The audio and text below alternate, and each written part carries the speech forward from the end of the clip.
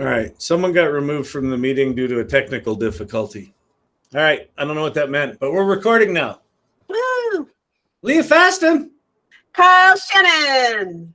It's the end of February. What the hell's going on? How did that happen? Like February is gone. It is. And here in the Northeast, I welcome the end of February. It's like the January and February, they're the 2 months that's like, if you can get through, you'll be okay. You know, if you can get through it, you'll be all right. March is there. And when March it's spring, and then it's April, and then we're on our way. So then it's good to go. Yeah, lots of good times to sit inside and do generating. You know, that's winter here. It's just generating. Exactly. Well, how have you been? How is your rolling existential crisis with your professional life and AI and all of that sort of stuff? How you doing? I'm good. I'm really excited because Jane and I launched Jane and Leah's Prompt Creativity last week. And it's given me this kind of like, I had these ideas about how we're going to push prompt crafting to something that feels more human and more real. And we're doing it. Like, it's really cool that Jane and I were talking about it. We put it into action, and folks who are coming know how cool it's been. And so that's been very inspiring, because I feel like as a photographer, I do a lot, right? I make a lot of things happen, but I haven't been able to make a lot of things happen that are like, yes, this is a thing I made for AI, for the people. And I feel that way. So I'm feeling very positive and optimistic, despite the shrinking photography market. Yeah, well, yeah, that's a drag. No, that feels really important to me. I'm feeling an increasing desire to not talk about the tools as much. I almost feel like the tools are irrelevant to some point. That the tools are going to come. That it really is about what you do with them and how you do it and how you interact. And so, that's really exciting. And I've been playing a lot with Midjourney, and I've been reflecting on what I can get out of Midjourney now compared to last year is so shocking, so much better. And Stable Diffusion continues to grow and evolve at a pace that's really hard to keep up with. So that feels really good. Yeah, it's really exciting. Yep. How about you? How are you doing? I'm doing good. You know, I went from thinking about AI to building a bunch of AI tools into my business, and I've been putting them out in the world. And I had a gauntlet of 3 meetings in a row starting at 7 this morning. So if I'm a little punchy, it's because I'm not really conscious right now. You're never punchy ever. So right, exactly. I'm always coherent and well spoken. I'm in a weird relationship with the stuff I've built, where the AI tools that I've built for my business are absolutely flipping remarkable versus my business, but they're just kind of like, whatever in the world of AI, right? A lot of people don't know AI. So I've got this weird sort of relationship with, this is super innovative and remarkable, and not really. So I don't know. You mean it's not really for the folks in AI, or it's not really for people you work with who are just still not even thinking about AI? That it's both remarkably innovative and a bit of a snooze compared to what's coming, right?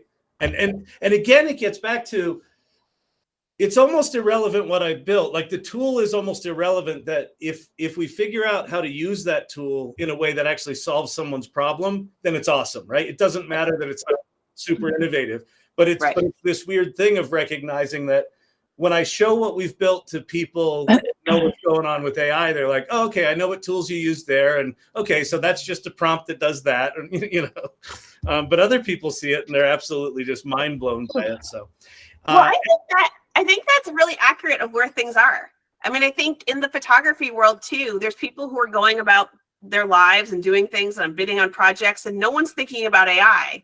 And then there's people making and generating images, and agencies that are embracing it, and campaigns that are being made.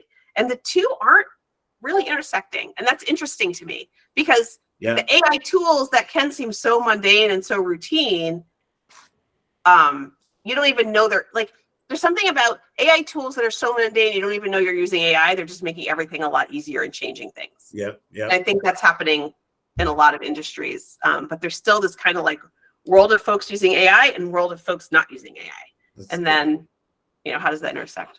Exactly. That's so much it. Okay, so welcome everybody. Welcome to the AI Salon. Great to have you all here on a every other week basis. It always blows me away how many people are showing up, and it blows me away how many people are in our community. And it's just really exciting. So Leah and I started the salon the week after. Someone has their mic on. Hot mic, as they say mic. in Discord. Someone's got a hot mic. Leah, we started this the week after ChatGPT as a we just had this sense that people are going to be wanting to figure some stuff out. Well, we wanted to figure some stuff out. I mean, I think it was part of it was selfish. It was like, let's bring people together and talk about this because I don't know. Do you know? Yeah. Oh, I have no flipping idea. This is my second major selfish one of these groups I started. I started one of these in the 90s because I didn't know anything about the World Wide Web, and so this is my second one of these. But what's been really cool about this is I think with AI in particular, having community and having a community of people trying to figure this out, I think it's more important now than ever, and I'm really excited about that. So let's talk about what we do and how we do what we do and why we're doing it. Yes. So one of the things that if you come to these things a lot, you've seen this where we'll sort of talk about the salon and I talk a little bit about why we started it, and then Leah does the values and she actually goes through them and read them. And we got some feedback from a dear friend last time that it was like, Kyle, it seemed like you were just sort of saying shit, and we actually have written down what the salon's about. So I'm going to start out this week, and I'm going to read what we wrote about what we're doing here and why we're doing it. And then I'm going to turn it over to you, Leah, to talk about the values, if that works. Because what we wrote is I really like it, and I've been sort of glancing over it for the past bunch of meetings. So who we are, we're a ragtag group of misfits, ne'er-do-wells, and miscreants who have gathered to explore the uncharted wilderness of generative AI. We're everyone from entrepreneurs to educators, from healthcare workers to creatives, and everyone in between. We're being called on an adventure, just like the World Wide Web exploded onto the scene in the mid-90s. The launch of ChatGPT on November 30th, 2022 shook the world. We felt the rumble, we heeded the call, and set out to discover the source.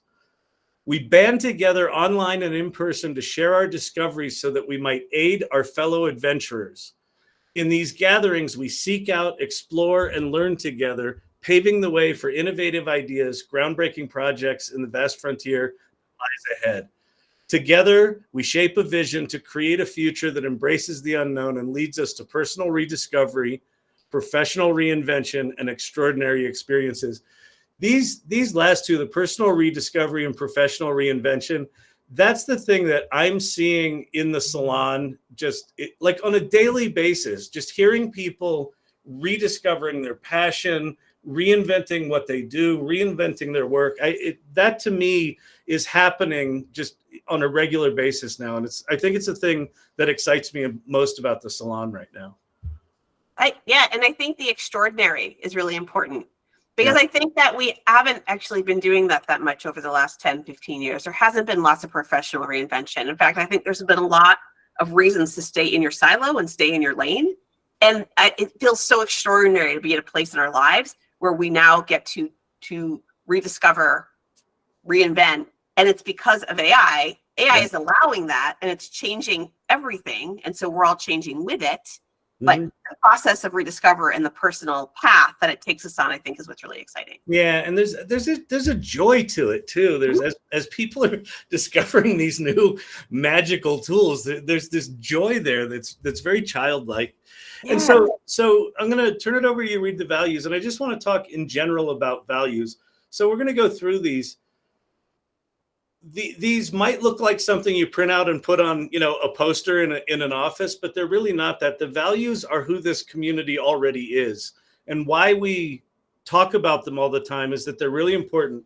As this community grows, which it is, we're over, I think we're like 1,250 people in the AI Salon, the online community at this point. So it's growing quite quickly. We want to make sure that we maintain what the community already is, and all of these values are sort of born of, how people are acting and interacting when they're here. So And take it away. I think the values are also a really important piece, because we're doing something that I haven't really seen done very much, that we are people coming from all over, all different walks of life. I think a lot of online communities tend to be very specific. Like, I'm in a photographer online community, right? And it's just photographers. And like, I think people tend to go to online communities where everyone has sort of the same values and the same ideas. I think we're all coming from different places with different values and different backgrounds. We've had different work experiences. We have different online experiences. And so what happens is and a lot of us are just communicating on text, right? We're just communicating with language in the salon. And so I think it's really important. The values help us understand how to communicate with each other, how to connect with each other. What are we all coming together around? And we can agree on that. So all these other things that can start to, like, I don't know, intersect, but also have a little bit of friction, feel a little easier, because we can always come back to the values. Really important. Great. So with that, what are our values? The first one is curiosity. This is what the salon was born of. This was Kyle and I really being curious. What is this new technology? What is even happening here? We are eager to learn new things. We ask questions and experiment. We were having some conversations this week about coming into conversation with curiosity, and how online communication, when we come into the communication with curiosity, it has a different kind of character to it. So I would encourage folks to come into your communication online with us over the next couple of weeks before we see each other in person again. Try curiosity and see where the conversations go.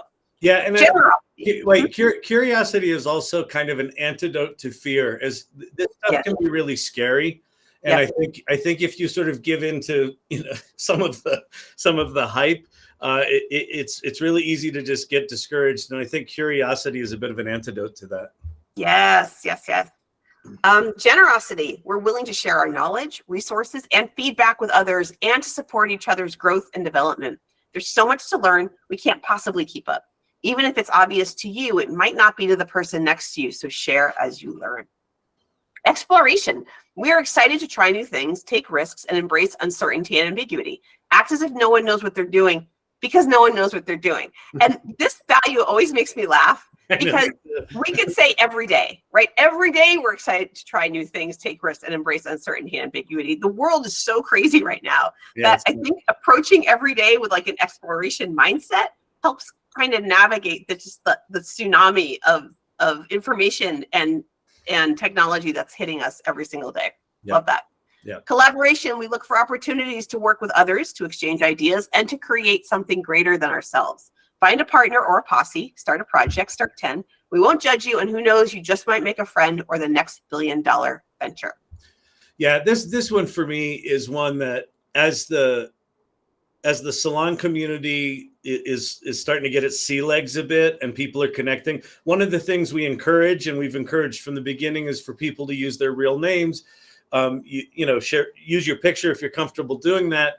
And what's happening is, as people are beginning to trust each other more and more, like I'm seeing this like all the time in here now, and it's this one's really exciting as well.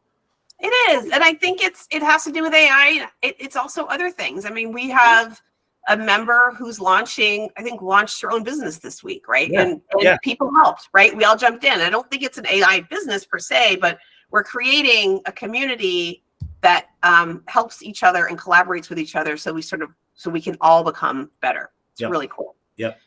Inclusion. We actively seek out and value diverse perspectives and experiences, recognizing that our differences make us stronger. We create an environment where everyone feels seen, heard, and respected, and where everyone has equal opportunity to contribute and succeed. This feels really important as we get bigger and bigger and bigger. And is that coming into relationship with curiosity, right? When we meet someone online or we meet someone in our group who comes from a completely different background, maybe with a different set of their own values, how do we come together in this community so that we can all move forward? Yeah, and as people get as people do gain expertise, right, as the tools start to mature and people in this community do gain expertise, and as beginners come in, how do they all coexist? Well, this is a really important value to make sure that everyone is still welcomed, no matter their experience or background. Absolutely. Empathy. We are mindful of the impact our work has on others, and we strive to create work that is respectful, inclusive, and meaningful. AI is one of the most transformative technological advances in humanity. Humans matter. Take each other in and act from a place of compassion.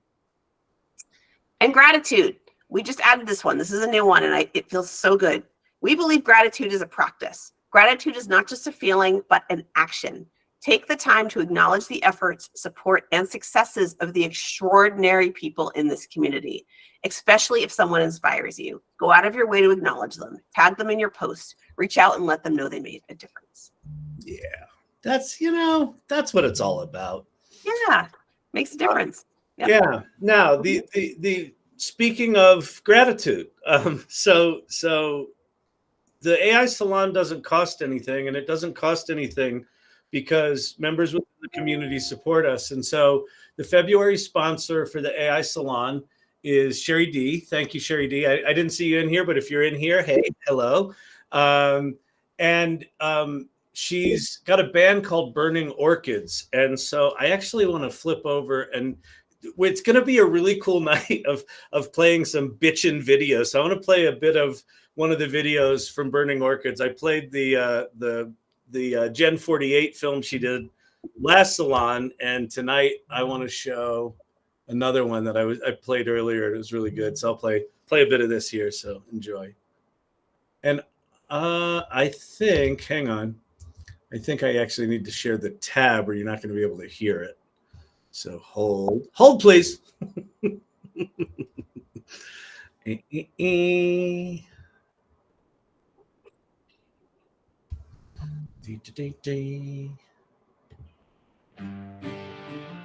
you hear that? Yes. It was on for a second. Okay.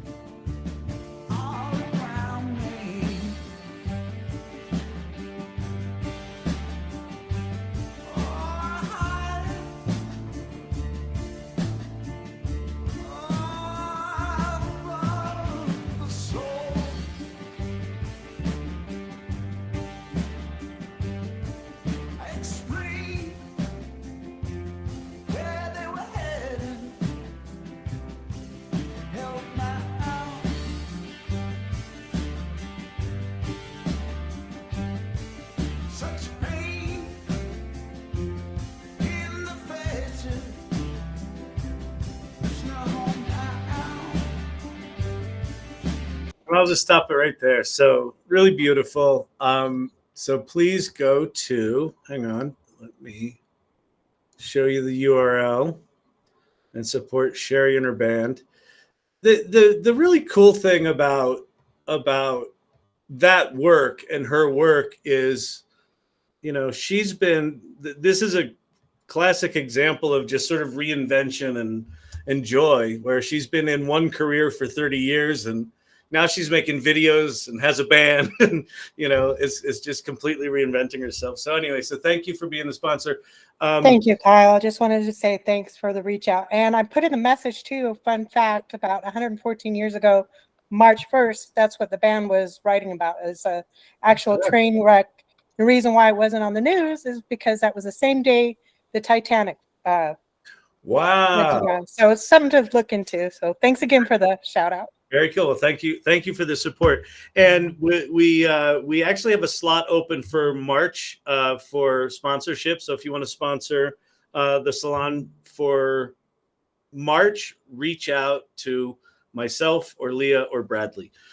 Okay, the other thing that you can do to support the salon is, oops, I screwed up my build here. You can go to the merch store. So if you go to the salon.ai, it'll take you to a link tree, and on the bottom of the link tree is our merch store, so you can get yourself some swell salon swag, and that actually supports the salon as well.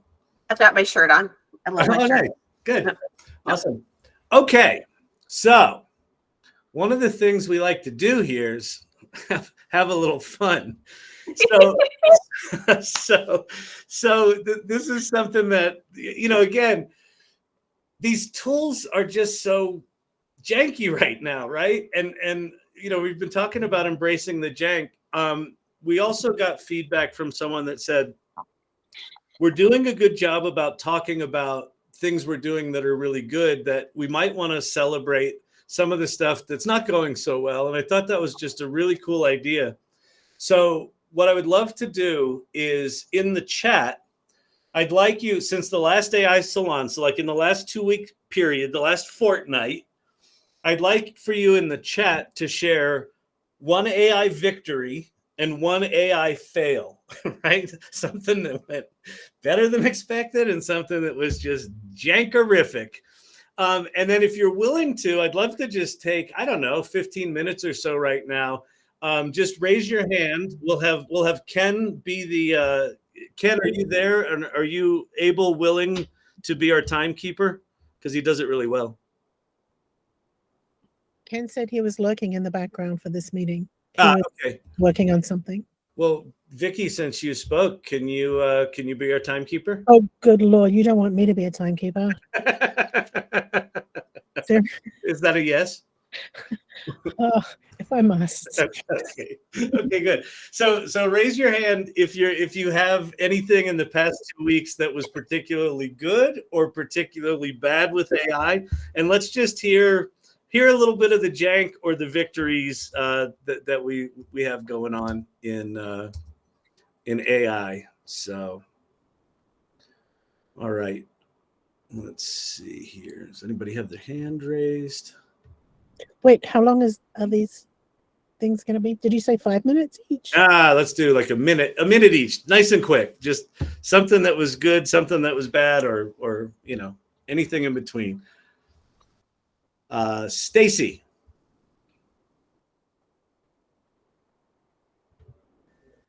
You're muted if you're talking. I know this. They changed team.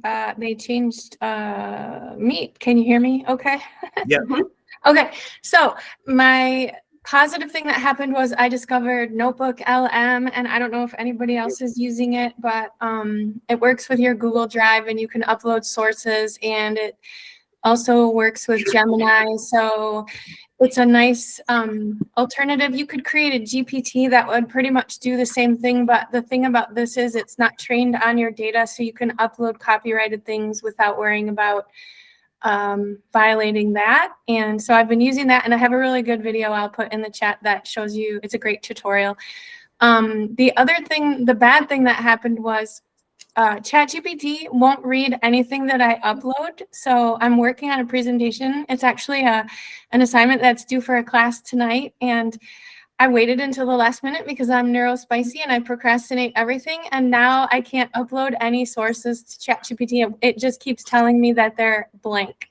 Oh, so no. When you rely on something as much as I rely on ChatGPT and now I can't use it, I'm just like, oh, so now I'm using Perplexity and I'm using Poe and I'm trying to do all these other things, but struggling with something when you're used to using one thing is not fun. So what the heck? Perfect example. And yeah, that's rough. Try also Claude.ai. Awesome. Yeah. Okay, great. Thank you, Stacy. Alex Smollier. Hey there. Sorry, I'm new. That's okay. Hey. Yeah, I've been meaning to join you guys for a long time, and it's never worked out time-wise, but finally I'm free. So, so victory. I've been playing with Uba Booga, which is a chatbot program similar to like Automatic 1111 for Stable Diffusion, but more for language models, and successfully and seriously fine-tuned both the LLM model and the text-to-speech portion of it to create things like a virtual psychologist or a virtual mentor. And the way that it speaks back with the personality is outrageously good. And I see it I could see this becoming like a stepping stone towards something greater. If Gemini ever has a voice, for example, and has logical answers, that could be really, really powerful because, as we know, personal assistants are just not personal. They don't feel human enough. And this really does, which is kind of insane. It even gave That's me awesome. amazing advice. So, and the Oh, fail that's great. to that point If is, you could, yeah. hang on. If you could just put the links to that in the chat. Oh yeah. I'll do that right at the end. No problem. Okay, great. And my fail is Gemini, just in general. Yeah. What about it is failing? I think they locked it down so hard that they shot themselves in the foot. Yeah. I get it from the mistakes of the past, but man, I kind of wanted it to be a GPT competitor, and right now it is not. Yeah, I'm right there with you. Okay, great. That's awesome. Thank you. Roger Scott. So I'm going to refuse to place something along the good-bad axis. Oh, good. I like it. Always the counterpoint. So go on. Well, it's ironic because usually I hate it when people don't answer the question that you're asking, but in this case, so in this case, I'm talking about my background here, which was it's just a classic example of this wonderful thing. I mean, my main experience was with Midjourney, but I expect it's true with the other tools as well, where it may not do what you want, but it does what you want. Oh, that's interesting. It may not do what you asked, but it does something you didn't even know you wanted. I was trying to just draw the phrase AI Salon using Mayan glyph style letters. And I think it took the word salon a little bit too literally. And so basically drew a picture of a salon with the AI Salon sign, with the whole thing styled with a sort of Mayan motif, which is incredibly cool, but it was not at all what I was asking for. Yeah, that's awesome. That's great. Thanks. Eric Sanner. That's awesome, Roger. It looks great, by the way. Yeah, that's really cool. I'll start with my fail since we're free to adjust what we talk about. My fail is just not doing this sooner. And I just want to encourage you, this is a tip that's been around for a while, but I had never really tried it, which is that you can ask several of the LLMs to create a prompt that you then use to generate an image, but you can do this by sharing an image with the LLM. So for example, if there's an album cover and you think that's a really cool style, I want to emulate that style, I always would have been like, no, I can do this. I'm going to write my prompts. It's, black and white, hard edges, blah, blah, blah. And I just try to describe it. It's super quick. Just do a screenshot of the album cover, share it with ChatGPT or whoever, and say, please write a visual prompt that I can give to DALL-E or Midjourney or Stable Diffusion. It will churn it out. And then you'll learn a bunch of words that you didn't already know. That's the huge win. It will reference artist names. It will reference ways of talking about visuals. It will reference styles that you didn't know existed. So instead of you exercising your descriptive brain, you're getting an education about terminology that you weren't aware of. That was my win. Awesome. You can't have a fail, Eric, because you've used your whole minute. I led with my fail. My fail was not doing it sooner because this tip has been around for a while. I'm sorry. I'm concentrating on the timer too much. Yeah. And what was the win, Eric? Or is that the win as well? The win is in doing this time-saving thing, you also incidentally find yourself learning and getting amazing results all at the same time. Awesome. Thanks. Great. Cool. All right, Patsy Kravitz. So my fail this week was I was working with generating some Python code out of both ChatGPT and Google Colabs. And the funny fail was that I was using Colabs to run everything, was that the Colabs code failed. Oh, wow. Whoops, oops, look at the time. My win, oh man, it felt for me like a massive win because a lot of what I do is diagram processes. Was today finding Jeda, JEDA .ai, not Jedi.ai, but they have a huge amount of use cases there, and they tap into a number of LLMs. You can see it. So you can generate images from it. You can use it for document GPT. You can use it for diagrams. And I was able to take I had Chat GPT generate a data pipeline for me, and I took the elements of the data pipeline and then I fed that into Jetta, and it diagrammed it beautifully. So, Wow. so that was the win. Amazing, amazing, amazing. RJ, Yeah, thank you. JEDA. Nice. JEDA.ai. RJ.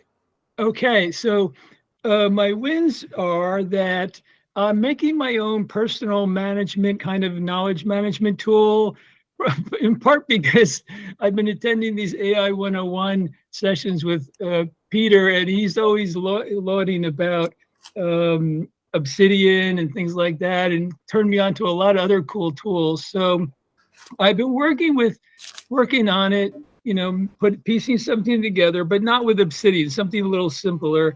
And I've been chatting each night before I go to bed, usually with Pi AI, my favorite AI. And it's been so helpful in terms of encouraging me, giving me really good suggestions of other tools I could use and how I could use them. Oh, it's like an amazing mentor for project development. And then also I've been using Perplexity a lot to find specific solutions to, I'm trying to use Notepad++ and plugins. I'm trying to use other tools, and I'm trying to tweak them just right so that I make a nice, easy to use Zen kind of, project management, single tasking kind of tool, knowledge management too. And it's Perplexity is really good at answering the exact question that I have to solve that exact problem at that exact moment. So that's been totally amazing me. I'm so used to having to search on the web for things. And the more I use Perplexity, the more I realize how good it is. Now, the fail is sometimes you ask Perplexity something and it says, yes, here's the answer you want. It's exactly what you want. And it words the response that way. And it's completely wrong. So most of the time it's right, but once in a while it's completely wrong. It's sort of fabricating that it has the answer when it does it. So, but it's been really fun. I really enjoy it. Awesome. Great, RJ. Thank you. All right, we got three more. We got Brandon, TK, and Andrew Watts.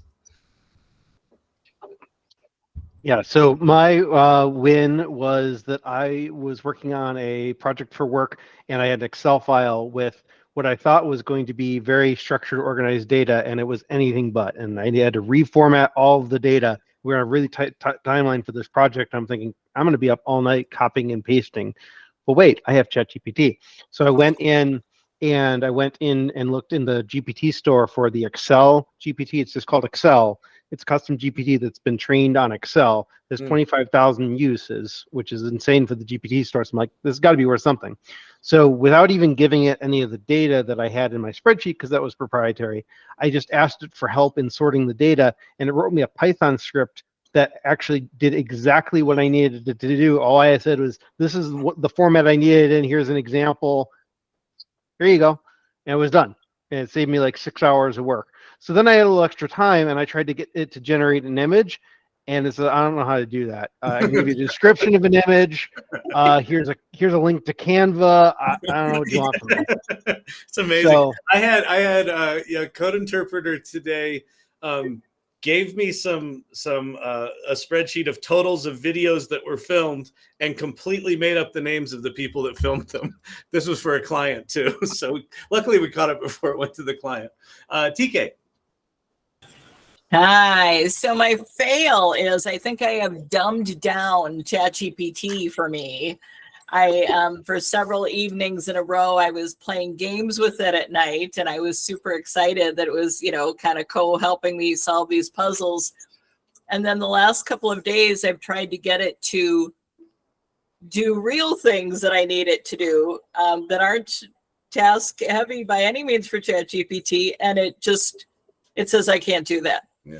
I mean, it won't even go onto a website and give me an analysis of what the website is. It just refuses to do it, or it comes back with stupid answers. Sorry, I'm really mad at GPT right now. And I'm just like, I'm so over it. I think it's dopamine chasing with the puzzles. So I'm going to like put it on like timeout. It can't do puzzles with me for a while. Love it. So, Love it. All right, great. Thank you. Yep. Andrew Watts, what's happening, sir? You're muted.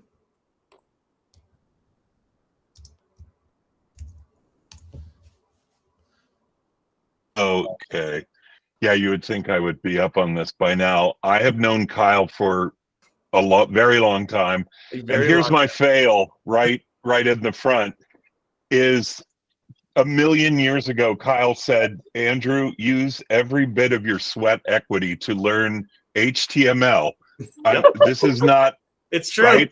I was a designer, an illustrator, and I had a corporate job. And I said, Kyle, I'm a designer. I'm an illustrator. I'm not a programmer. Well, so he was, fucking right. And but I didn't listen to him, and I limped along. I'm doing okay. And my win is that I finally listened to him.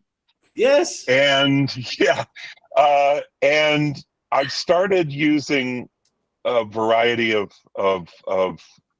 these tools to help me start to visualize again.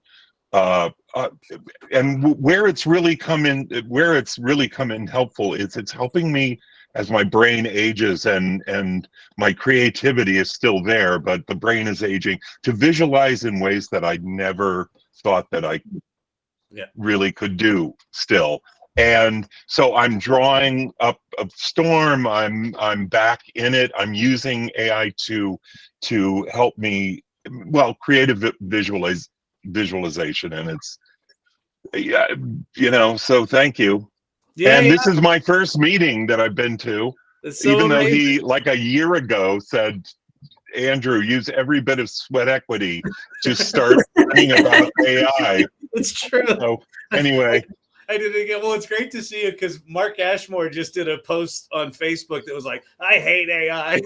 It's awful and evil. So I was like, guess where I am on this one? So it's really I know. I loved your post back to him, and I texted him privately and said, you're a dumbass. Just listen to Kyle. He's always right.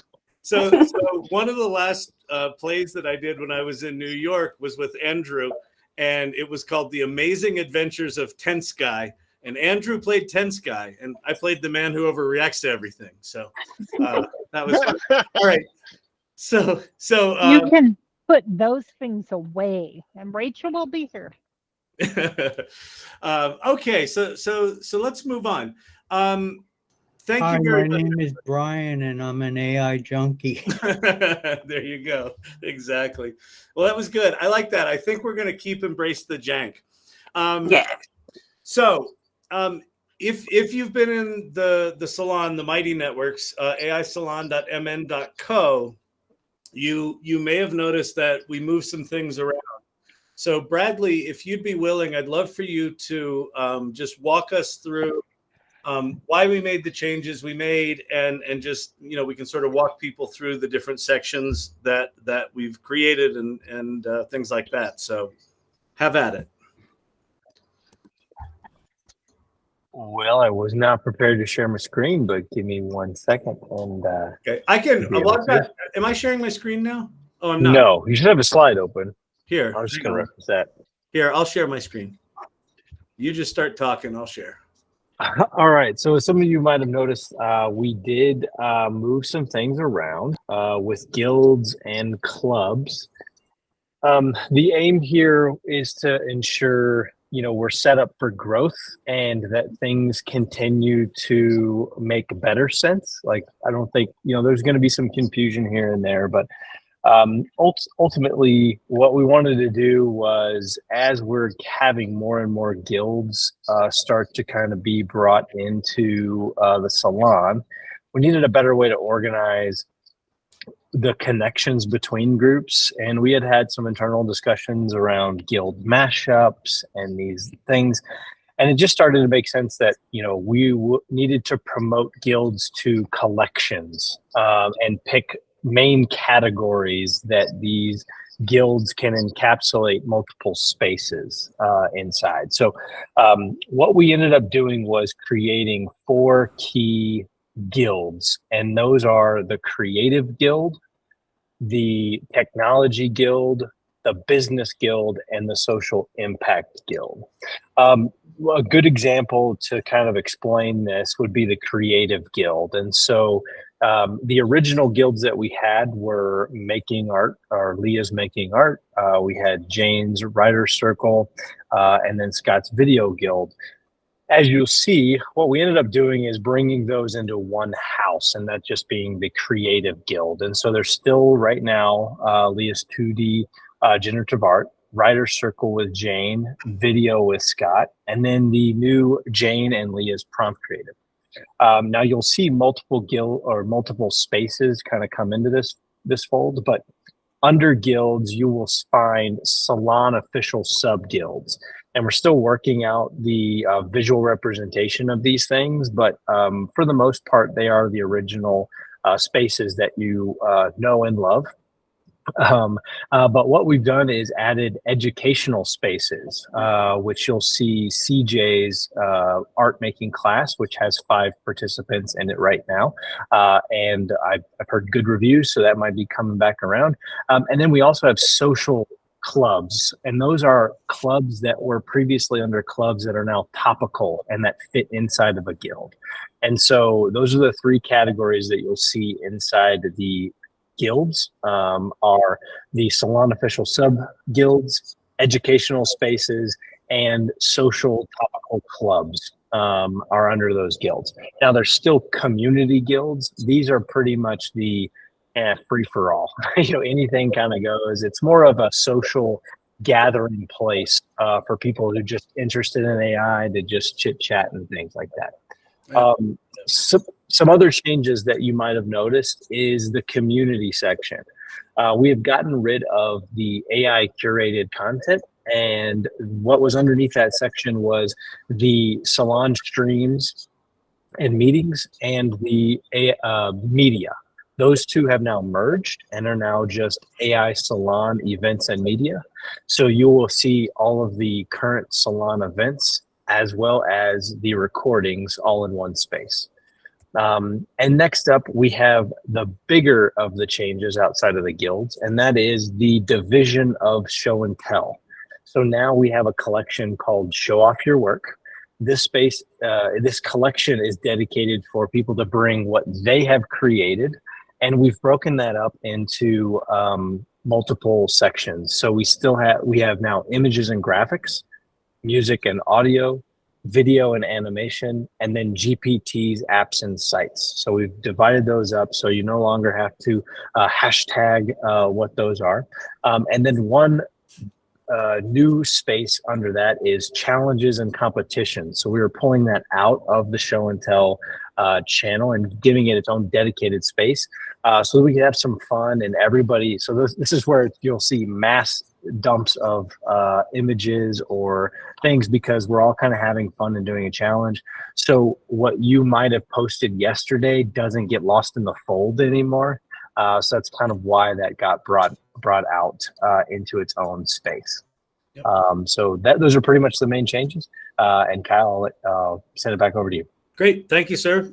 Thanks to Bradley. Let's give a nice little golf clap for helping organize this. What was nice about this change is Leah called me on a Friday or something like that and said, "Hey, I have an idea." And she explained this idea and I'm like, "I love it." And I'm like, "Hey, Bradley, what do you think?" And he's like, "Yeah, that's the idea I pitched you 4 months ago. I'm glad you came around." So that was nice. But a couple of things to point out here. The beginning, the little opening section in each of the guilds where it says start here. Right now, that's kind of minimally populated. But what we're going to do, it's not quite set yet, but there's going to be, a guild master and probably co-leads for each of the guilds. So if you want to start a guild or if you want to create a club or something like that, rather than just sort of doing it ad hoc and reaching out to me or Leah or Bradley or whoever you happen to know, in that start here section, it will be clear what to do. You know, if you want to start something, here's how you do it. Here's the kinds of things you can do. So this will be evolving over time, but what this new structure allows us to do is just really have a solid foundation for being able to scale this thing as more people come into the community. So yeah, any questions? I see some hands up. Valerie.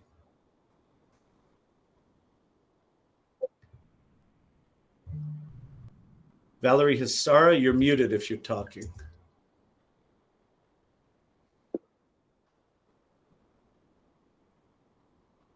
You're still muted. All right, RJ, I guess Valerie's mic's up. Yes, thanks. Kyle, you remember how in the beginning of the session today, you mentioned that you're shifting your interest from, you know, the tools themselves, and you're more interested in how people are using them. And I'm really interested in how people are using them for their own personal development, their own personal uses. But it doesn't seem we really have a category for that in any of the guilds. And I was wondering whether you all could maybe consider adding that to maybe the social guild, perhaps. Yeah, maybe the social impact guild. Yeah, it's so part of the idea with the guilds is some things will be AI sponsored, but a lot of these spaces are going to be driven by people in the community. So if people are passionate about things, reach out and we'll create spaces for you to create your own sub community within the salon to be able to do that. So that's one of the reasons we went to this mode, is to be able to accommodate things like that. But that's a really good idea. So thank you. Yeah, Great. thanks. And I mentioned it in particular because I've been getting so much out of using like Pi AI and some other AIs for personal reasons, not for business, not for making images and being creative. Yep. But I see very little discussed anywhere about how to use it for your own personal life to make life better, not for business, not for creative, you know, that kind of thing. Anyway, thanks. That's perfect. Yeah, I think you may have a calling, so maybe that's a space you start. Awesome. Wendy Elford, question or comment or thought? Yeah, so I'm seconding that because what we're doing together is pretty unique.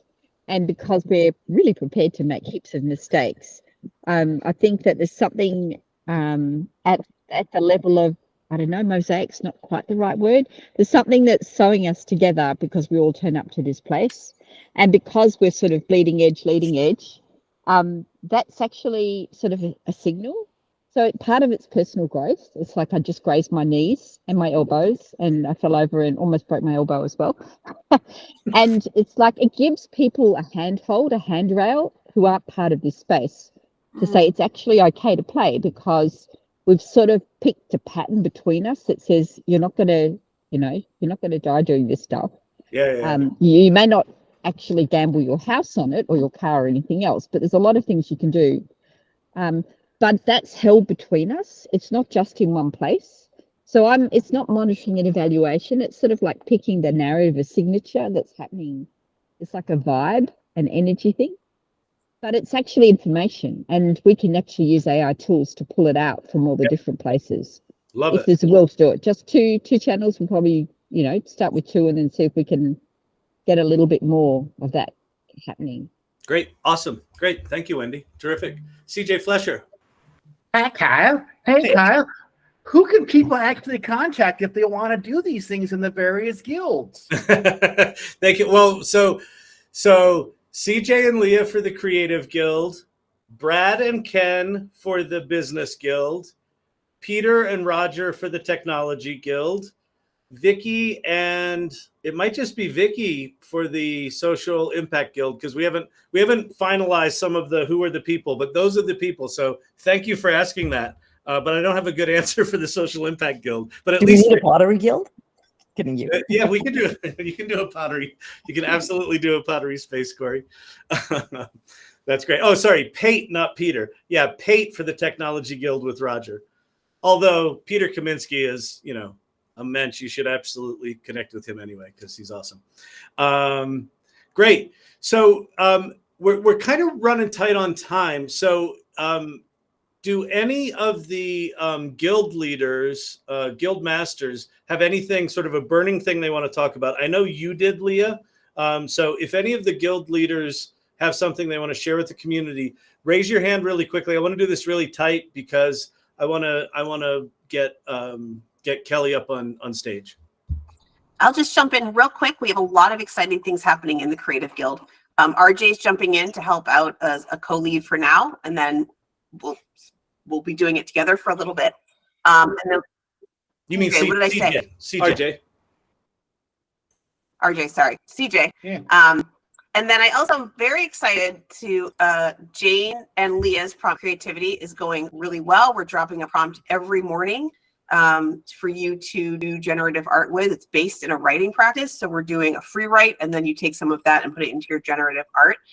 You can join anytime. The prompts since the beginning are still there. You can jump in and catch up, or you can just drop in wherever you are.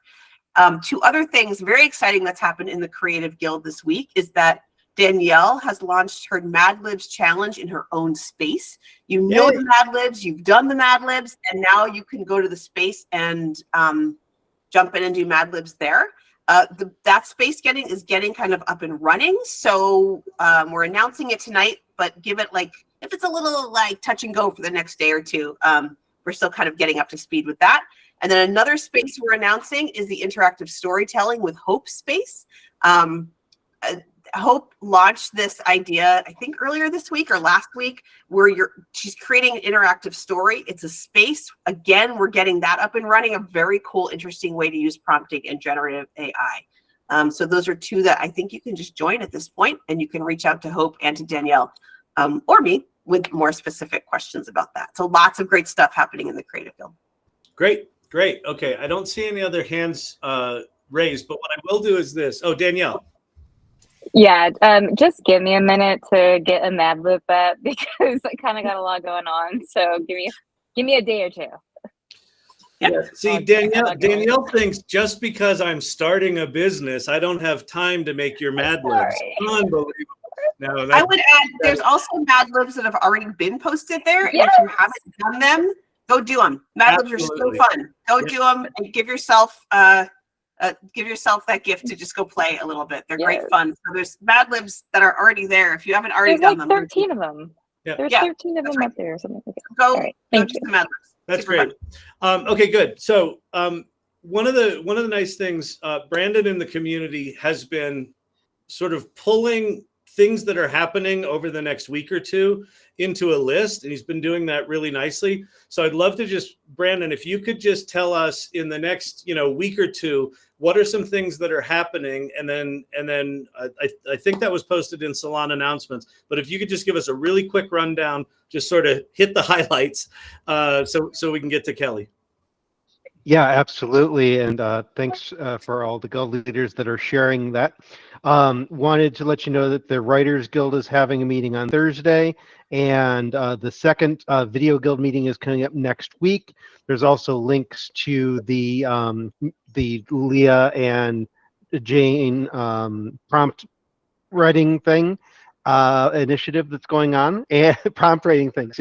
I need to do more writing so I can get better at describing. Jane and Leah's prompt creativity, Brandon. That's what it's called. Get it right. Just added a word. It's fine. And then there's also some links to the recurring Kyle's Friday office hours, the TikTok lives, and Ann Murphy's weekend GPT jams is also linked there. Two last things before I kick it back to you, Kyle. One, I saw book club pop up a few times in the chat while we were talking about possible new additions. And also for everyone on the call, this is not a promotion and I get no money from them, but this is my mute me button. It has saved me on so many virtual calls. You can get them at muteme.com. I'll put a link in the chat, but when you mute yourself, it turns red. Oh, that's so cool. Ooh. Oh, that's so cool. Can you explain what that is? I don't know what that means. It's a physical button, Corey, that if you're muted, it turns red. So when you start talking and people are like, "You're muted, Corey," it's like a giant physical thing that shows you if you're muted. That's genius. And you can change the colors too if you're colorblind. So I'll put a link to that in the salon. Great. Check it out. Announcements are in the posted in the salon. Okay, good. Awesome. Right. Thanks, Okay. Brad. So I know we have Kelly in the house. And Hi. how are you? I'm good. How are you? Good. I am gonna do one quick thing before I introduce you. Can I just say fangirl over here? Absolutely. I'll get So a Kleenex. No, I win that, Corey. I win. So I got our pin. So before I bring Kelly up, just take a quick screenshot of this. We don't have time to do news.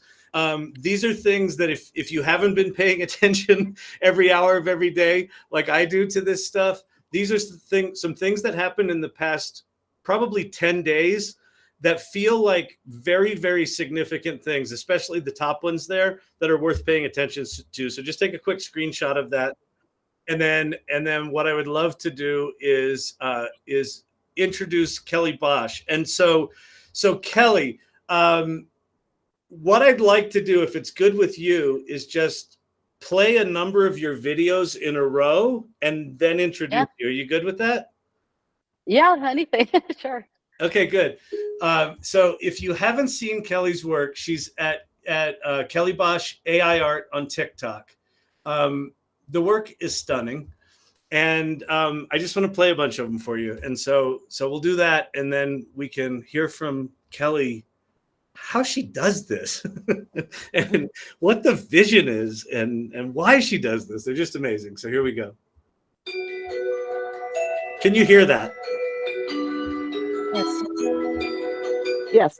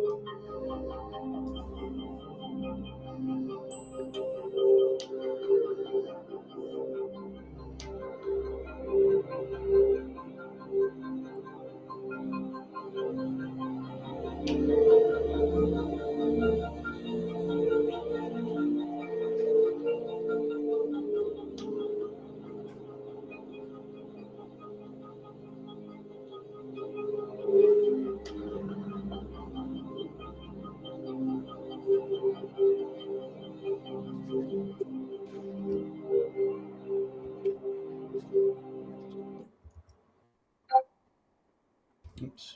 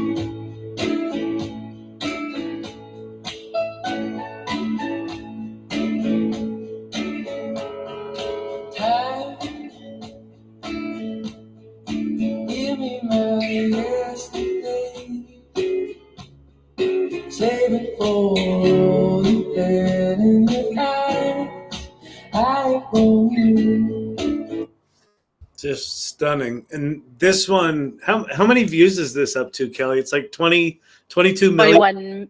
Yeah.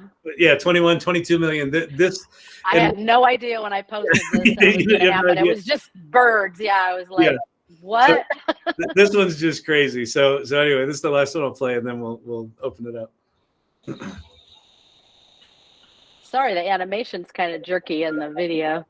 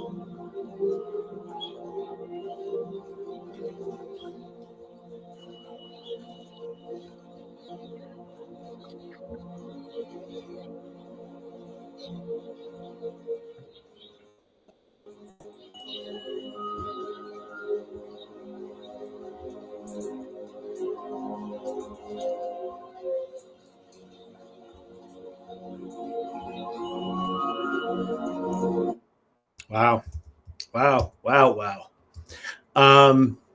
Just beautiful. Oh, actually, there's. Let me play one more. There's one more here that I think is just staggering. Let me play this one.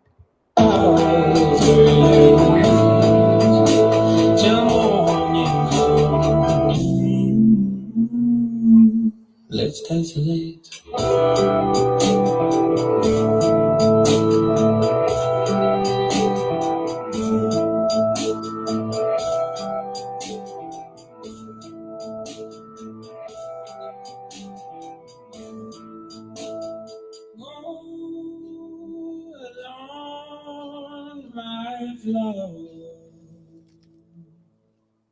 And give my all of you. I'll breathe stones along my road. And give alone my all.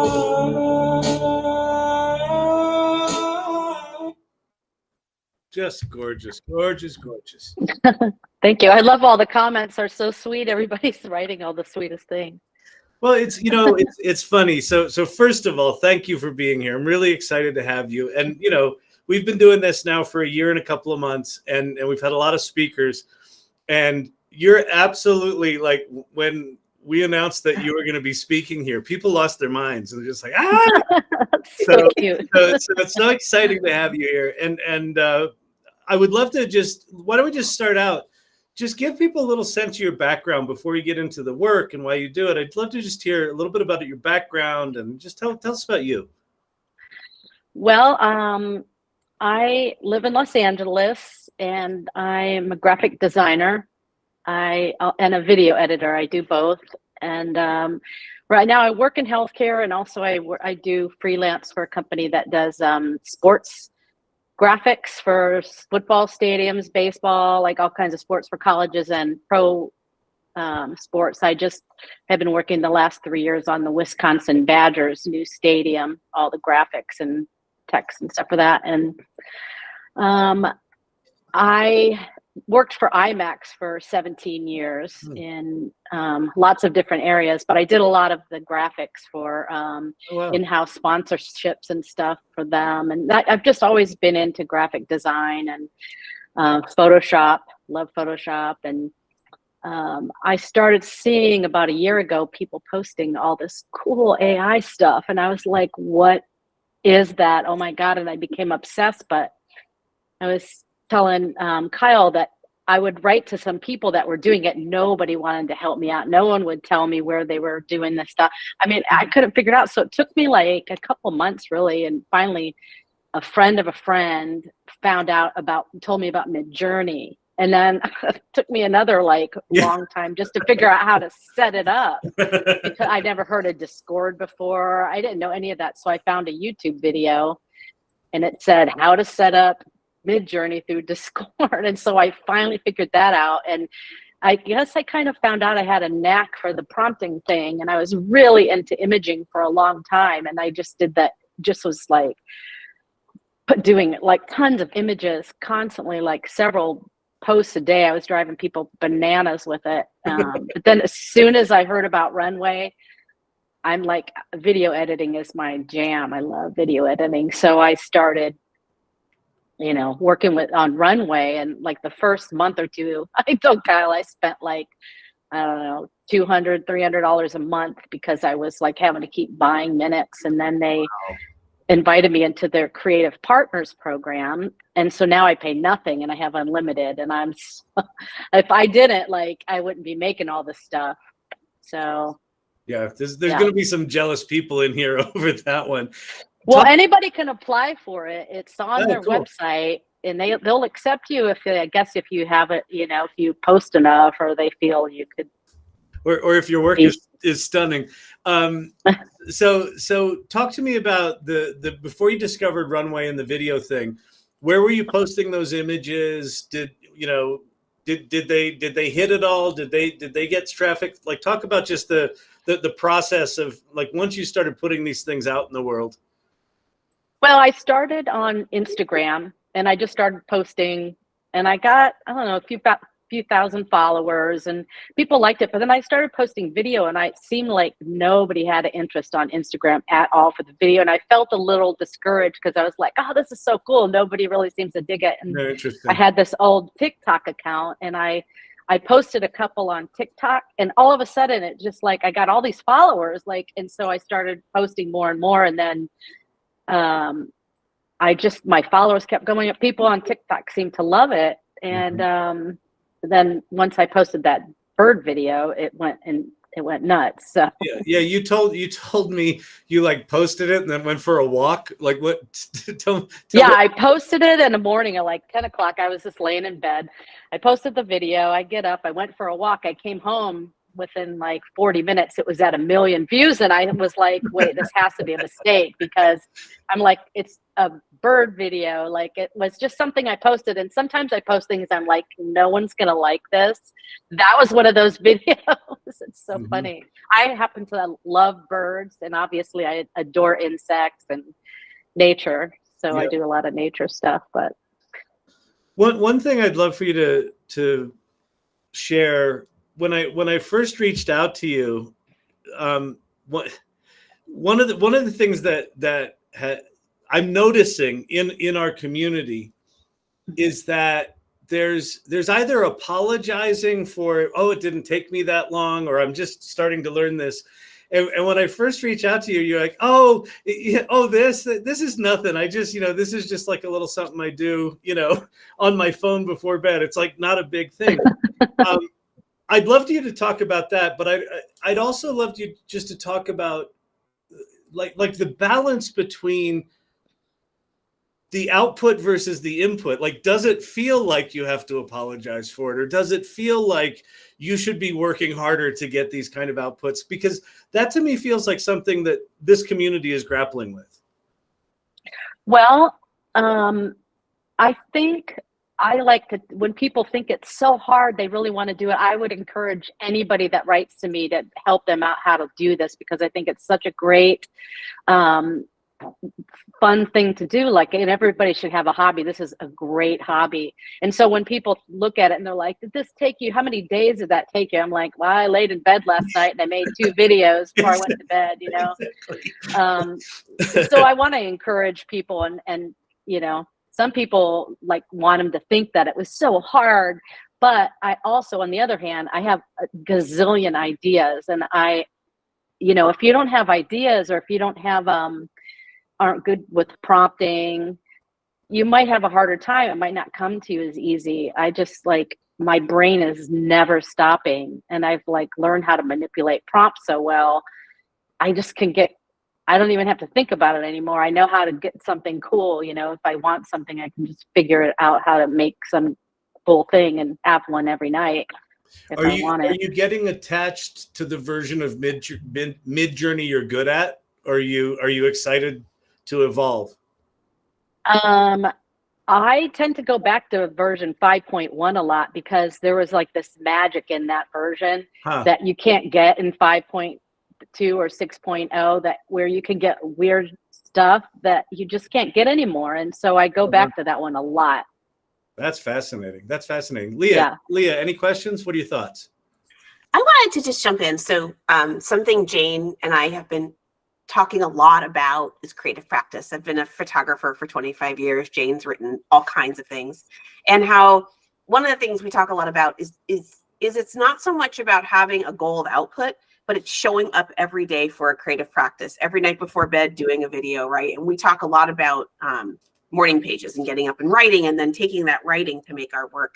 Could you talk a little bit about, you know, you have all this experience as a graphic designer, so, oh, I just make these before bed, but clearly you're bringing a lifetime of visual thinking and design systems into the project. I wonder if you could reflect a little bit on a creative practice and a creative life and how that's coming together in this project.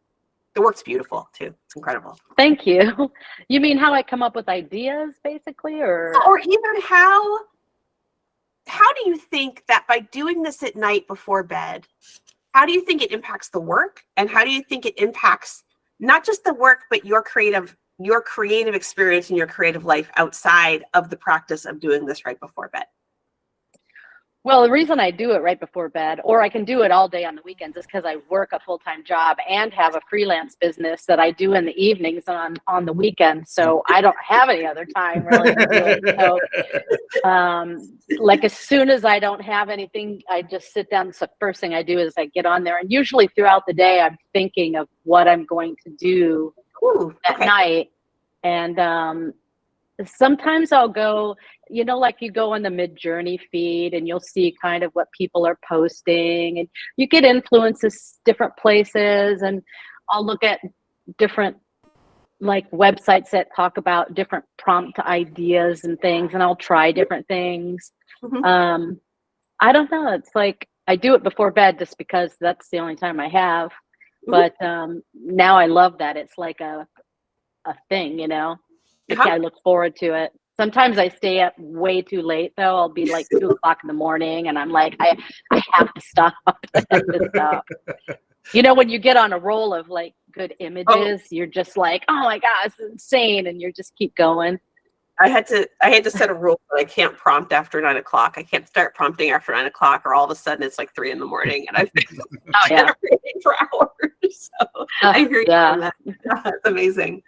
Thank you. I could keep talking, but I know there's lots of people with questions, so I will have some other people ask questions, and if we have time, I'll ask a few more at the end. Really great work. Before we get to questions, let me just so if you could just walk through, because from what I understand, you do this just on your phone, correct? You're not doing this on a laptop or desktop? Oh, I do them on my desktop too. I have a Mac Studio that I use. But I do it on my phone just because by the end of the day, I am so tired of being on the computer. I just do it on my phone, or I have a little laptop. You're doing Mid-Journey on the phone as well. So you just launch Discord, do it on the phone, and then flip it over to Runway. And I upload 5 videos at a time, let them go in the background, back into Mid-Journey. I go back and forth a lot. Oh, that's cool. And then I just plop it all into a CapCut or Premiere Rush and edit it out. Absolutely. Sometimes, though, I have to say that finding the music for the video takes as long as making the video. The music has to be perfect. It's funny. The music, I think, is something that actually makes them, because you see a lot of there's a lot of stuff out there with Runway video on it, and they're either using stock music or they're just using really known music. It's like, and yours feels special. The music really changes the experience. And you told me that's a big part of your history, right? Oh yeah, I have been a big music fan back in the day when Napster was huge. I had like this huge following. I was like how I am with AI now. I was with Napster back then. And I was finding this like cool, like down tempo and chill music from all over the world. And so I had all these followers, people that were following me and finding the music and all of that music knowledge from that time period I have in my head. That's why I post a lot of stuff from back in that time period is my favorite. And like, you know, like acid jazz and I do like a lot of newer stuff too. I listen to, like, Spotify has that thing where they recommend music based on your music likes, and it's pretty spot on, I have to say. So I find a lot of music like that. And sometimes I even, if I'm having trouble with a video and it's something that's sort of like with the guys I was doing, I'll go into ChatGPT and I'll say, here's this video, recommend some songs. And sometimes it's really good and sometimes it's not, but that's interesting. Have you tried any of the text to video or text to music, like music composition tools? Is that I have so far? They're all terrible. I know, they're all janky. If anybody knows, yeah, I would love to try one. I think I'd be really good I have some really good garage band jams that I made. Like, I got into that for a while where I was making mixes, like beats and stuff on garage band. Oh, that's awesome. That's awesome. So I've used some of those sometimes. That's great. Okay, so here's what we're going to do. It looks like people have a lot of questions. So if you have a question for Kelly, raise your hand, and I'll sort of bring you up to ask, and we'll start with Brian Whitney. Hi, I was just wondering how you get the brilliant colors that you get. They're just fabulous colors in some of them bugs in that. I'm obsessed with patterns and textures, and I know if you look through some of my videos, especially the fashion ones, like I get some insane colors and the patterns. I usually in my prompts I write out what's in my head. Like I'll say, you know, I'm on a fashion runway scene with clothes with intricate detailed patterns and little kind of, sometimes I'll give it a color, like I'll say in yellows, or I might say vibrant colors. And sometimes I'll say like a Moroccan theme or modern, or, you know, and then I'll keep changing it up till I get what I like. And sometimes if you add the chaos prompt at the end or the weird prompt, I don't know if you guys know what that is, where you do -- chaos space and then you give it a number, -- weird, give it a number, and you keep changing the numbers from like 10 to 100 or whatever, and it totally changes up what you get. And sometimes that even adds to it more. But the colors, there's some prompts that I use a lot, like the ones that are the Buddhist kind of looking ones. I have a prompt that has a color base to it. It's like I'll use an image prompt of an image I've used before to get that intense orange and that, like that glowing look. Sometimes I'll add a little bit of a glow. I'll say glow, add a glow. That's what I did to those fairies. So that cool. Glow. I did those in Discord. I mean, in Dolly 3, by the way, those dancing insect fairies. Oh, cool. I use Dolly 3 a lot for stuff. I do like, I make a lot of like weird little music videos. I don't know if you've ever seen any of those that, like sometimes I'll find a kind of hip hop song I like and I'll make these kind of weird little Dolly 3 kind of street art looking images for those. Kind of fun. I've done a bunch of those. What's it? Explain the. I can't hear you. Oh, did I fall out? Maybe. Hello. Hello. Hello. My headphones died. Oh, okay. Explain, since you're so deep into the image generation and you started with Midjourney, explain your experience, the experience, not so much the output of Dolly versus Midjourney. Like what feels different to you? Like do you like one better than the other? Like what's the difference there? I definitely like Midjourney better. Dolly's just a little bit more fun. You get stuff in Dolly that you can't really get in Midjourney. I did a series of these images with like Picasso and Moreau and all these different artists with these like weird clothes and big heads and stuff. And I could have never got those in Midjourney. Dolly, you can get this really trippy, weird, kind of different stuff. They're so completely different. And I've even tried to put my Dolly images into Midjourney to see if I could get something similar. And it just doesn't. Midjourney is very serious, you know. It's so serious. Yeah. It's art with a capital A, right? Yeah, but I mean, I can get like beautiful, brightly colored. Like, let me see if I can find something on here. I can share my screen. Great. I saw one earlier that was so. Let's see.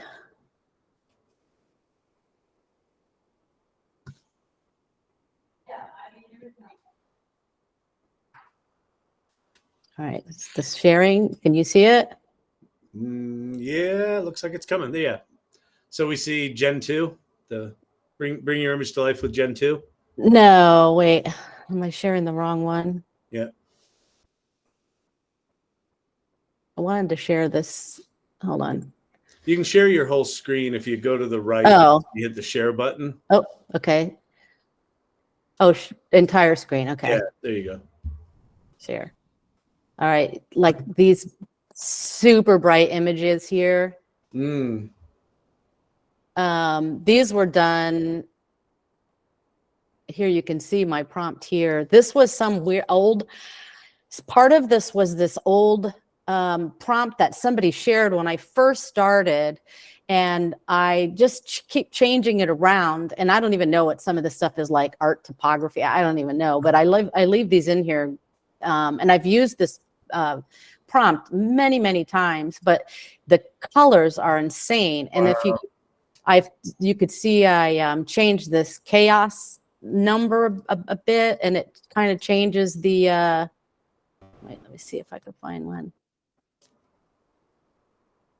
This one doesn't have chaos. See, it's much more serious. It's very. Are you using realistic. the web? Are you using the web interface to make images now, or just Discord? Is that even available yet? Mine just says coming soon. Oh yeah, no. Apparently, if you make more than 10,000 images, which I assume you're way past that, I'm probably at like 1 million. Yeah, exactly. Yeah, I don't have that. I know they say it's coming soon. Try alpha.midjourney.com, according to Sherry Banks. Oh, okay. So I'll try that. Anyway, so I was saying, like, some of the you could see with the weird chaos stuff, and these, like here, this one, I used a flower input as the on this one with this prompt, and it made these kind of weird images. You can put like insects or flowers or something, like you might see a weird image that you like. This one was like this kind of weird image that I found, and then I started making these images. Doesn't look like it, but it kind of gives it an idea of, you know. Wow. Anyway. Amazing. Well, why don't you just keep your screen up, and you can keep flipping through, and we'll just take some more questions. Brandon. Yeah, so amazing work. Just mind-blowing. And you've mentioned that you've had kind of a career in design and working on a number of different design projects and design clients and things like that. My question is, where do you draw inspiration from? And is this something that you've kind of had a lifelong passion for, or were you going in a different direction and kind of found this? If somebody would have told me a year ago, it showed me my Midjourney page and my my TikTok and said, "This is you in a year," it would have probably made my head explode, because I've always had these ideas, but never really any way to get them out of my head. You know, like I was a painter. I paint paintings, and I was an art major in school, but I can never get anything like what I get for this. So this has been like changed my life, basically. Like I can now, my creativity is like 1 million times where it was last year this time. I just started, I think, everything around March or April. started using this stuff. So my inspiration just comes from, like, a lot of it's just from nature. I just looking around. I love insects. When I see insects, I take a lot of pictures of insects, animals, tree bark, anything that I see. It's like my brain is always going and looking at stuff. Just amazing. Just amazing. Sherry Banks, question for Kelly. Huge fangirl from a long time. Thank you. I don't know if you saw my comments. Inspired me with what I'm doing. And I would like to officially invite you to our video guild in the AI Salon. I'm not sure if we would love to have you. So I got to plug with that. There's a bunch of us that are geeky. I do have a question on your 24 million, 14 million. Do you funnel that to, because I did notice that you have a beautiful web page with your graphic design. Do you funnel that right to it, or have you noticed any traffic on your personal websites? It's a good point. They're totally separate, because one's, for my work and this one's for AI, but I have no idea what I'm going to do with this. Like, I've been contacted by several people to do things for them. I was working with a company that's doing those holograph boxes, hologram boxes where they project people in, like, say they have a business meeting and the boss can't be there, so they project him in. Oh, yeah. Well, they asked me if I could create some images for them to try to project into those boxes and see how it works. Like, I did some images that had like a white background and looked sort of 3D, and they said it was fantastic. So they work with like Sony and Amazon and all these different companies. So that could turn into something. So just putting yourself out there, it sounds like that people are coming to you. Yeah.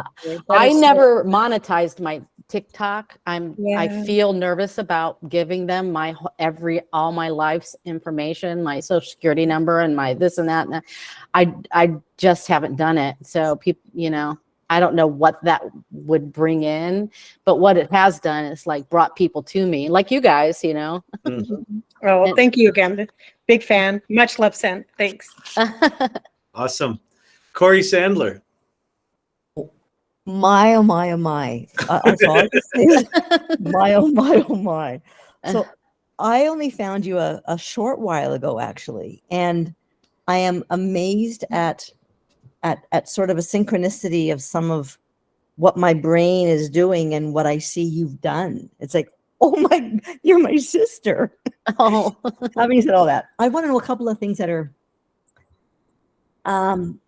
basics. Like, you have all these images. I get stuck in terms of where can I put them all? I have like this storage and that cloud, and I don't know how to store all my images, because like you, like I start on one thing and then 60 images later I'm in that same thread because I've worked it through, and I keep going and I keep finding.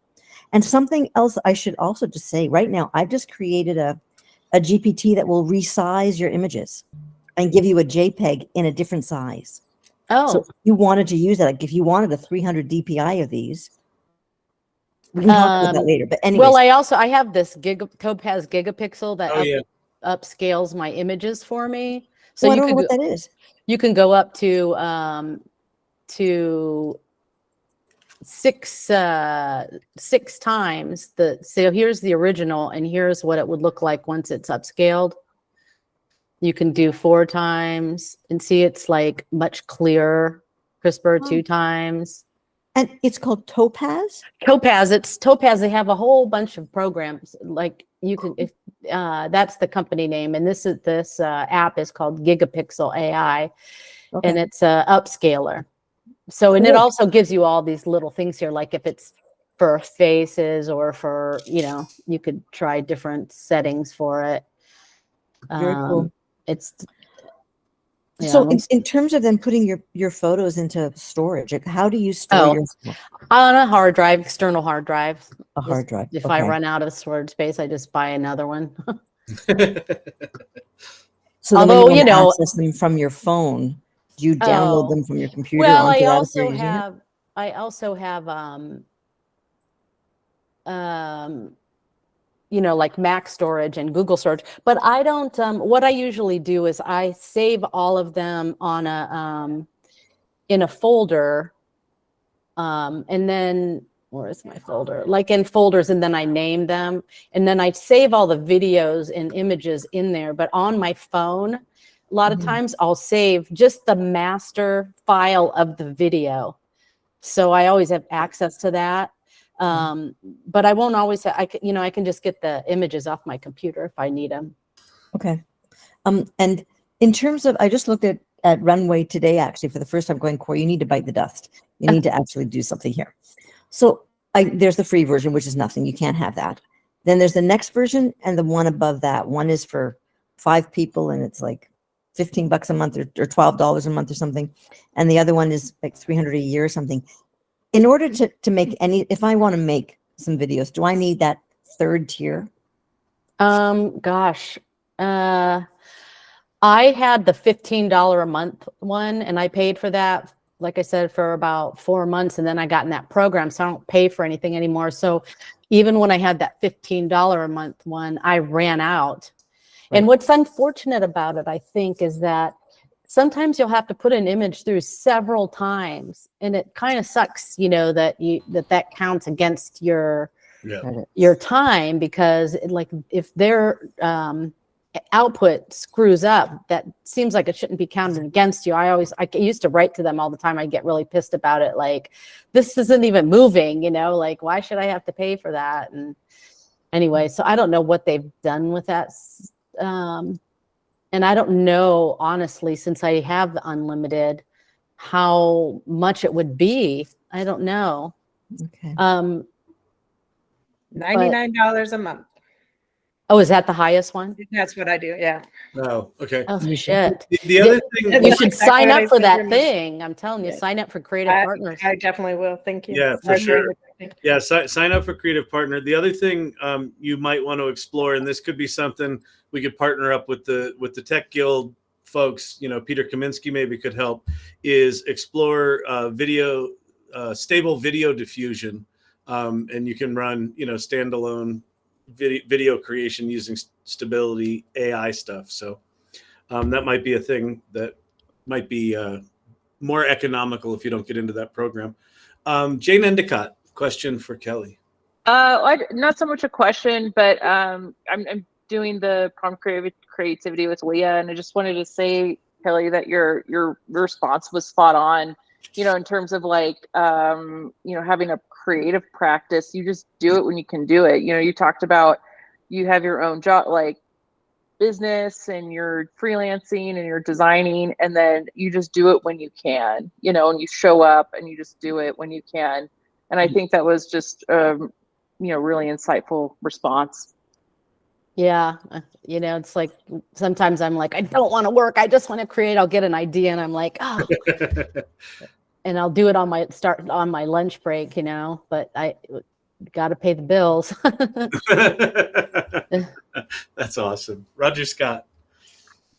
So standard question for all creatives, especially working with tools that are so open-ended and so powerful. How do you know when you're done? When you're done? Yeah, for any given thing you're trying to do, you know, any given project, any image direction, in particular video, there's no end to the stuff you can fiddle, right? Oh, so yeah.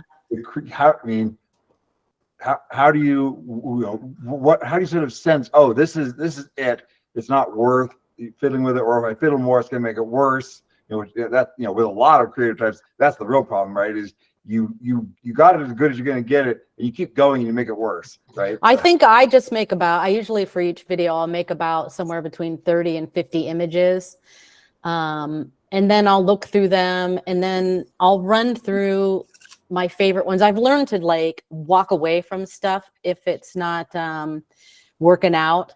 I'm just like, in the beginning, I was like, oh, that's so great. And I would keep at it in Runway or whatever.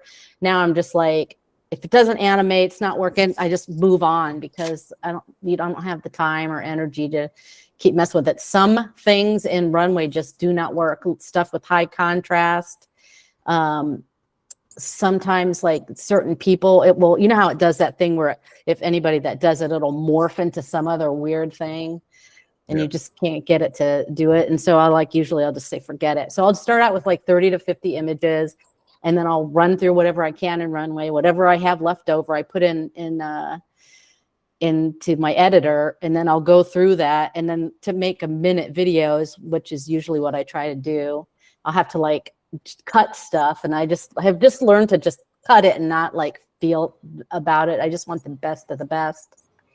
I don't know what other people do, but. Are you using in Runway, are you using the motion brushes now?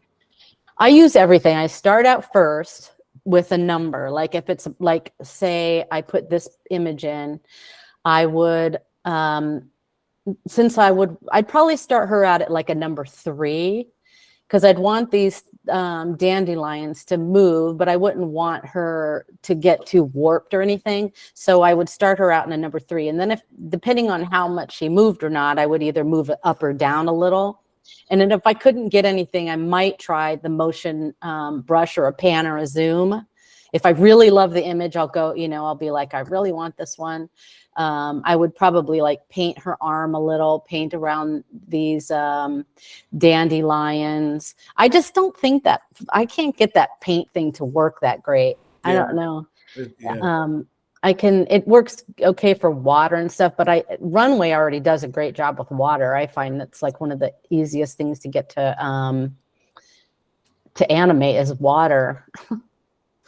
And when you say you start with a 3, you're not adding anything like panning, rotating. You're just starting with just, a number 3 and hit the button and see what it does. Number 3, hit the button. Always make sure to upscale it. Like when you, where is my Runway?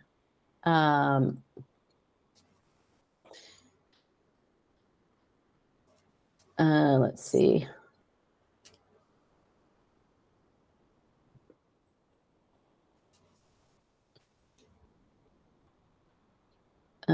Let's just drop something in there.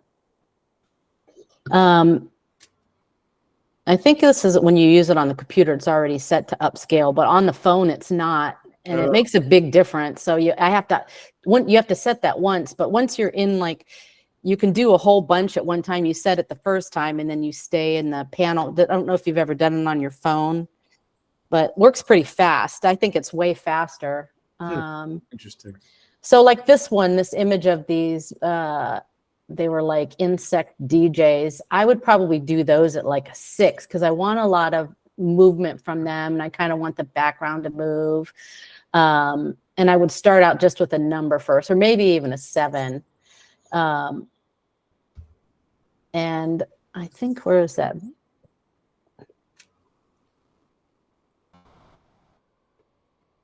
These pretty animated, pretty cool. See, oh, it kind of new.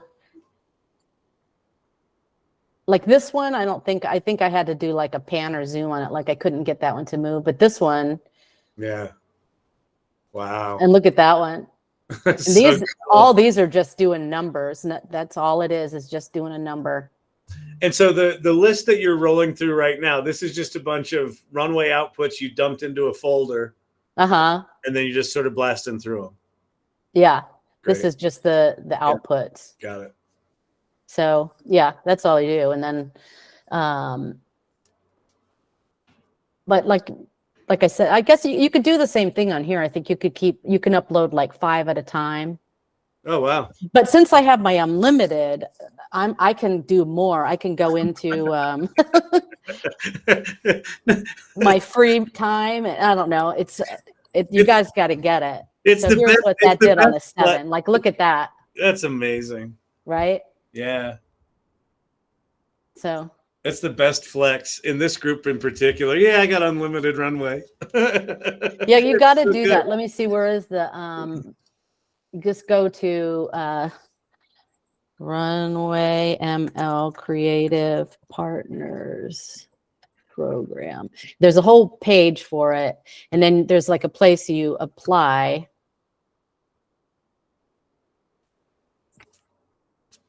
And I just happened to see it on their page one day and I signed up and they accepted me right away. They didn't even tell me. Like all of a sudden, I was just like, all of a sudden it said, you have 1 million credits. And I was like, what? That's awesome. Where is it that you apply here?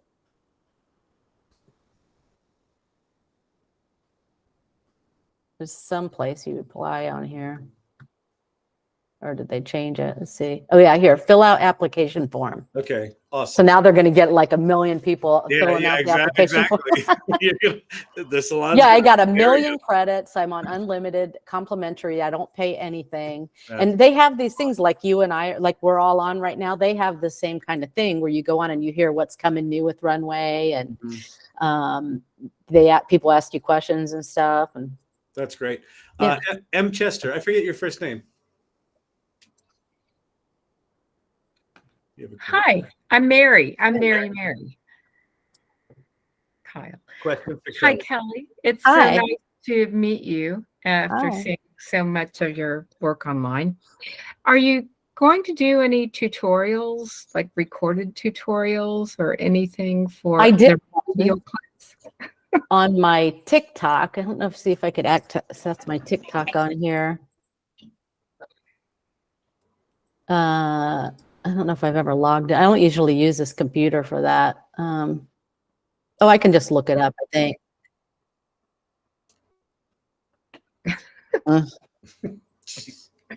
Here. If you go down my page, you'll see there's a black video, because I got asked 1 million times when I first started how to do it. And I'm like, and it's not great because it's not my forte, but this one, how to create an AI video. Okay.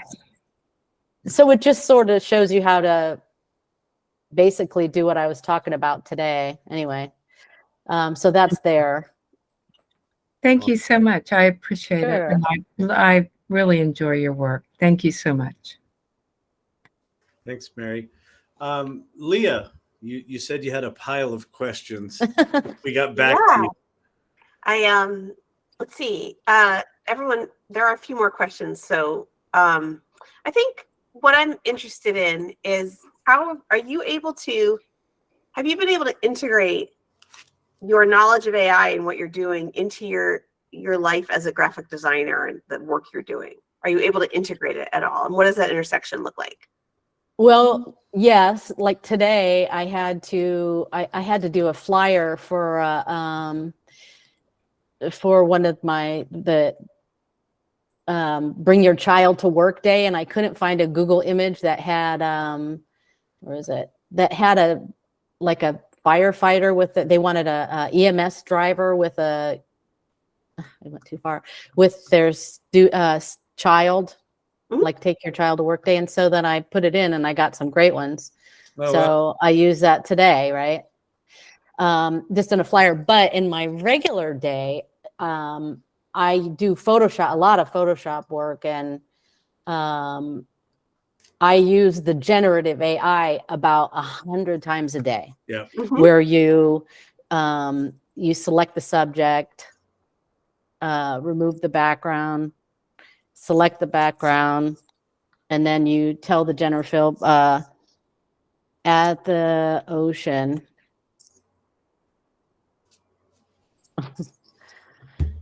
And it creates a whole new thing. But like you can, if somebody has their eyes closed, you just say open the eyes, or I mean, it's just insane. Like I use this nonstop, like all day long. That's amazing. And then you get 3 options, like, right? Yeah. Like, well, I don't know about his mullet there, but anyway, so yeah, I use that part of AI constantly. And and they have it in Illustrator too, where you can create simple vectors of things that you might need, if you need a vector for something. Anyway. HT Snow Day. Hey, Kelly, this is extraordinary, as you've been told multiple times on here. I was just kind of curious about, you have an extraordinary number of prompts going on, and do you take any particular action to organize them, pattern them, store them, or is it simply, hey, this is flow so easy for me and I can reverse reference through Midjourney that you just have them at your fingertips? I'm curious your approach there. I am not very organized, unfortunately, but Midjourney makes it so easy that like I know, like I'll be like, oh, I want to make another one of those images that was like those fairies or something. So I'll look up my old fairy images, and like you can go back as far as you want and see how your fairy images say, oh yeah, I loved these. So I click here, it gives me my prompt. And it tells you like what version you used, and you know, so I don't really have to keep track of it because it's already here.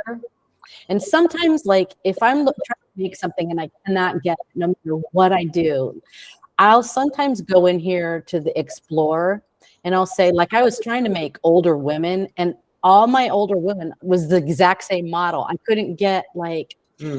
It's weird, like the men I could get like all kinds of different ones, but the women all looked exactly the same. So I might come in here and look up like older woman, and I wouldn't necessarily steal someone's prompt or picture, but I might go in and say, well, how did they get this woman, you know, like, and I might like look and see kind of, because mine all looked exactly the same. Like I don't know, I had like trouble with that one. See, like you could see. Kelly, I've had a lot of luck using a describe, like take a picture. Oh yeah, I do describe a lot. Woman and use describe, and then start mixing generations of that with the original image. And I've gotten a ton of my best prompts through the describe. And that's how I've been able to get some. I mean, I generate women who don't exist for like, that's what I do, is make generations of women. Yeah, that's a good idea. Yeah, this is what I kept getting, this same woman, like yeah, and Midjourney does that a lot. But I find if I can put other source images into Midjourney of other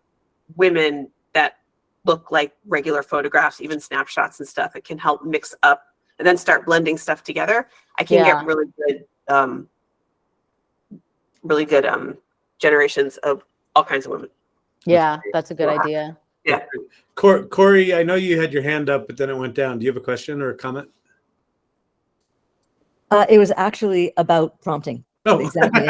I didn't know. I mean, and whether you keep them, I have like these zillions of images, and I don't have the prompts for them. And I only work in DALL-E 3. That's all that I do. Oh yeah, you can't. Well, I mean, you can go back in DALL-E 3, and you can kind of find things if you. I do it through Bing. I use it through Bing because I get it for free. If you have Microsoft account, yeah, you can use DALL-E 3 for Bing. I mean, for free. So here's what I've found, and I've just finished doing a bit of a deep dive trying to figure it out. I would make a prompt in GPT 4 or 3.5 sometimes, and then I would move it over into the DALL-E specific that came from the GPT store. And those don't necessarily get saved. They have 3-hour window. Oh. And so I have lost a whole so I'm not going to do that anymore. Yeah, that's stinks. Oh yeah, I have lost so many images. I mean, I've kept the ones that I wanted to keep, but I can't go back and now build on a series. Oh yeah, I did find a place here somewhere. Now I can't see it, where it showed me. Oh yeah, under my collections, it showed me some of my, like you could see some of these weird people with the big heads and the fashion. But yeah, you can't find everything. You're right. Like I've lost a lot. But I don't know if you use it through ChatGPT like account, does it still not save them? No, if I use it through the ChatGPT or through any of my image generating GPTs that I've created, I can say those stay. But if I move it directly over to its own instance of DALL-E, then it saves it for a bit, but then I can't necessarily find it again. I'll find the prompt because it was done over there, but then I won't find the continuation that I then did where I added more prompts once I'm over in Volley. So now I just use either one of my own image generation tools, because I've made a couple of them that do some really nice things. That's cool. If I use DALL-E and I find a prompt, I will copy that prompt into a notes thing so that I have it, because I know that once it's gone, it's gone. So yeah. I'll save it that for DALL-E, but Midjourney I don't because it's there. But for DALL-E, yeah, I'll save them. And do you use something like Notion? I've just opened up a free Notions, and I'm going to try and start to use that for exactly that purpose. On my phone, I use the Notes app. I have Yes, like same. tons and tons and tons of Notes apps with prompts and stuff on there. Yeah. And on Okay. here, I would just use this Note app, you know. Yeah. Okay. Great. We'll take one more question. Ron Morris.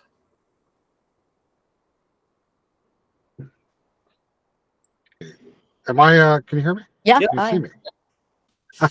Hi, Kelly. You and I were Hi. talking earlier. How are you doing? Good. Hi. Hey, thank you. This is so awesome. You know, I'm such a big fan. I love your artwork on TikTok. Thank And you. I was curious, like before all of this generative AI, did you always do such amazing abstract art like this? All my art is abstract. I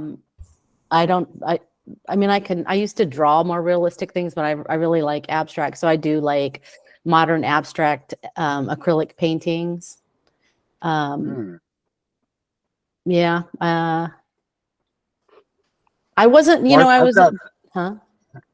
no, I was just gonna say I've got about 26,000 followers Oh. On TikTok. It's our Via Zara, and I've been sharing your artwork with our followers. I hope you've picked up a few new followers because it gets a lot of engagement. Oh, nice. Since that bird video, now I think I have about 250,000 followers. That's Yeah, it's amazing. Yeah. Just awesome. Yeah, it's nice. Just awesome. Yep. It's really just keep it up. Keep it up. Thank you. Thank you. And thanks for sharing. I appreciate it. That's so sweet of you guys to do that. Thank you.